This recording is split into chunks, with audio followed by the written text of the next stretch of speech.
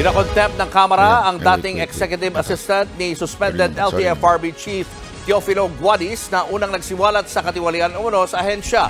Bukod kasi sa urong-sulong na pahayag, aminado siyang personal na motibo ang pagsalita niya sa issue. Nasa frontline ng balitang yan si Marian Enriquez. May korupsyon pero hindi dawit ang kanyang dating boss. Yan ang muling iginiit ng dating executive assistant ni LTFRB Chairman Teofilo Guadis na si Jeffrey Tumbado sa pagdalo niya sa pagdinig ng House Committee on Transportation kanina. Si Tumbado ang unang nagsiwalat sa talamak umanong lagayan scheme at ruta for sale sa LTFRB kung saan sangkot pa raw ang ilang opisyal sa DOTR at Malacanang. Pero binawi rin niya mga naging pahayag kalauna. Yun nga lang sa pagharap niya sa pagdinig ng Kamara, lalo lang nalito ang mga kongresista. Prema ba kayo na malaki ang korupsyon sa LTFRB? Wala, Your Honor. Opinion ko lamang po yun. Nako. Umila tayo. Boss, mabibigyan mo kami ng opinion nyo na wala kayong preba? Sinayang nyo oras ho ng mga kongresista? Dito na nag-init ang ulo ng mga mambabatas sa papalit-palit na pahayag ni Tumbado. Maging ang pahayag na tinakot lang daw siya kaya nuwikant ang unang salaysay. Pinasinungalingan din niya. Sasabi mo na naman, hindi ka tinakot. Pero dito sa sinumpang salaysay na binigay mo sa NBI, ang sabi mo, nababahala na po ako sa aking kaligtasan at ng aking pamilya. Yes, Paano mo kayo mapapaniwala ngayon na nagsasabi ka na ng totoo? Kanina pa kami nabubuisit sa iyo eh. Sa totoo lang. Ako po ay humingi po ng panmanhin sa nangyaring sigalot po na ito. Dahil sa atras sa banteng salaysay, pinasight and contempt si Tumbado para ma-detain sa Kamara hanggang 10 araw. Bigyan mo kami ng pagkakataon, mahusgahan ka namin na meron pang natitira sa pagkatao mo na pwede naming paniwalaan na magagamit ng komiting ito. Kalaunan lumabas din sa Alam mo, tama naman to sinasabi ni Marcoleta. Actually, sa totoo lang, hindi ko nga alam kung ano yung sinumpaang salaysay nitong lalaki nito, itong witness supposedly. Kung ito ba ay pwede nang gamitin sa kaso o kasi hindi ko alam So I really hope na ewan ko paigtingin talaga yung pagbawi ng salaysay, yung parusa sa pagbawi ng salaysay. Kasi yan ang nagiging problema talaga sa Pilipinas yung bibigyan ng salaysay. Yung pala nagpapataas lang ng presyo. Hindi ko sinabi siya yun whistleblower ko tapos pagka naareglo na, nagkaroon na ng kasunduan, di ba? Eventually ayos na. Hindi, alam mo nagiging nagiging parang pattern ng ilang mga witness na pagka nagpapataas lang ng presyo, di ba? Una, lalabas sila, sasabihin nila, meron akong alam. Meron akong kwento. Meron akong alam, ganyan, di ba? Tapos sasabihin nila, ay hindi po pala, mali pala. Eventually, sasabihin, babawiin. Kasi nga, maaari, nagpataas lang ng presyo. May kasunduan. Pwede rin namang tinakot. Possible din, sinasabi ni Marcoleta na tinakot. Ngayon, actually, sa totoo lang, maganda naman sinasabi ni Marcoleta. Si Marcoleta matalino naman. Actually, matalino siya. Napakagaling ni Marcoleta. Tahimik lang siya kay Remulla. Yun. Wala lang siyang komento pagdating sa mga expenses, yung mga ganon. Diba na ibinabato sa kanila ni Madam Sas. Pero pagdating naman sa ibang bagay, magaling ho si Marcoleta at may paninindigan. Dinig na kaya lumutang at kumanta si Tumbado dahil sa sama ng loob ng ma-issue sa opisina at ilipat ng departamento. Hindi na po kasi maganda yung working, yung relationship namin doon, yung mga staff. Lalong-lalo na po yung executive assistant to niya. Ginagawa niya po ako ng intriga. At sinasabi sa mga operators doon, wag na po akong lapitan dahil... Para ka naman bata. Brad, para kang bata. Ginawan ka lang ng intriga. Bigla ka nang lumabas, sinabi mong merong corruption sa departamento na yan. Ay, sa ahensya ng gobyerno na yan. Hindi ba parang pambata lang yung ganong klaseng komento? Hindi, magtotohanan tayo, sir. Ha? Alam mo, kasi normal yan eh.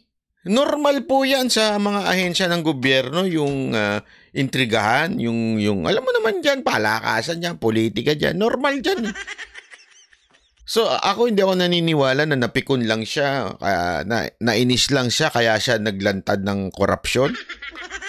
Brad, sira ang buhay mo dyan, naglantad ka ng korupsyon. Hindi ba? Hindi, isipin nyo na tamaigi ha.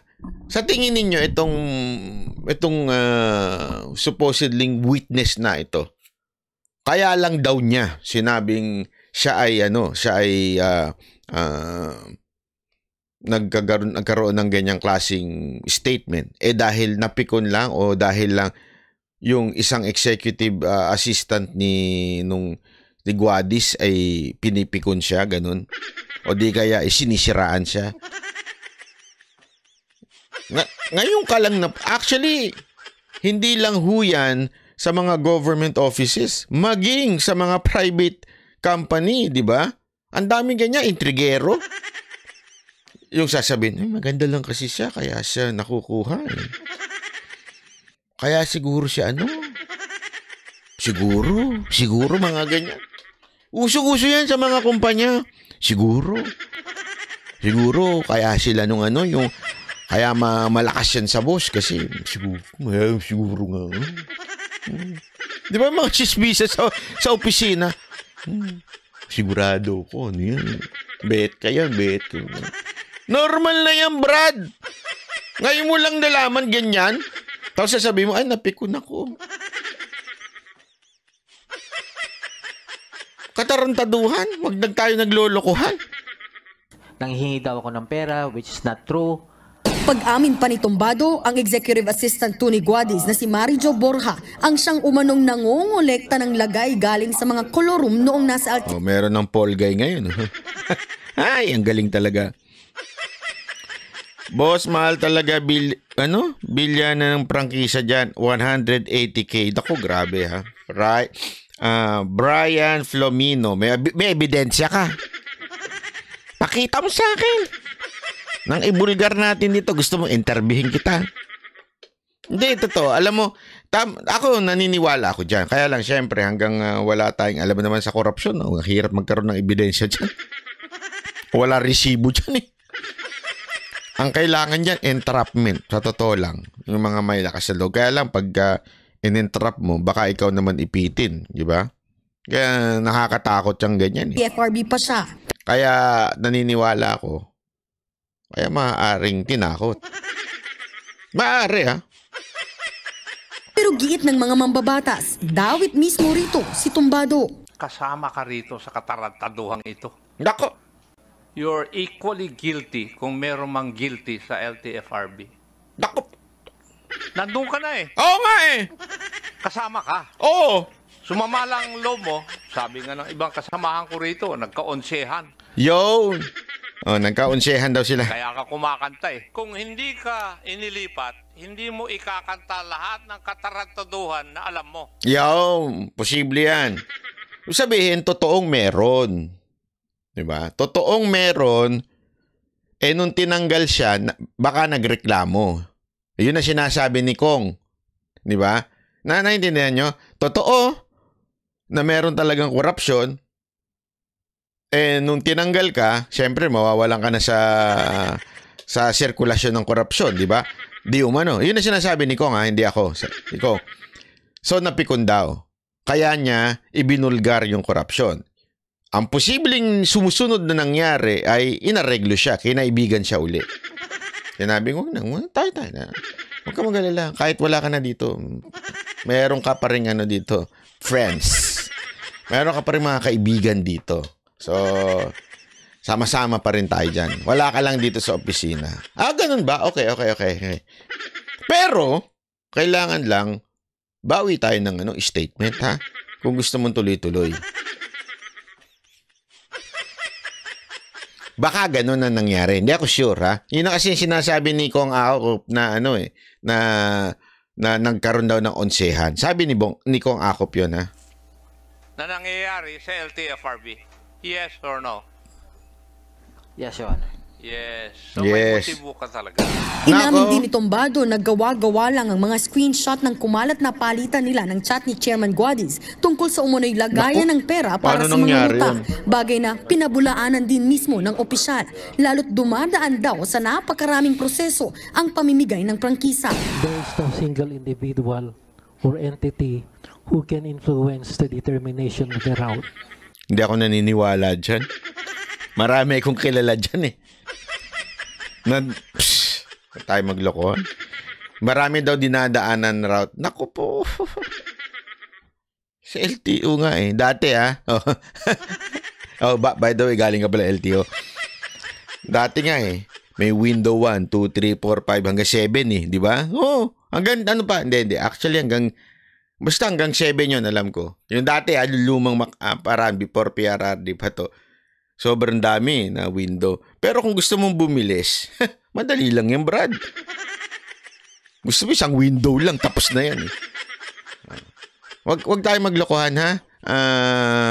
Suspended LTRB chip. Pangit.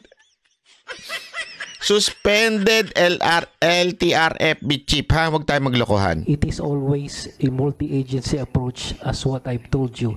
It starts with the local legislative body, to the DOTR, to the LTFRB. And even in Madam Virginia, hindi po kami pupunta ng Tokyo sa December the pa. LTFRB, it is decided by a board. Sa ngayon, pag-iisipan pa raw ng kampo ni Guadis kung ano ang mga kasong pwedeng isampa laban sa dating EA. Sana tuluyan to. Ewan ko, Ngayon, nandun siya, nakakulong sa kamera. Pero sana tuluyan to. Kasi, alam niyo naman, pag nakakulong sa kamera yan, baka mamaya nababawasan yung extraordinary fund ng kamera. Mapupunta sa pagkain niya. Diba? Sayang naman yung extraordinary fund.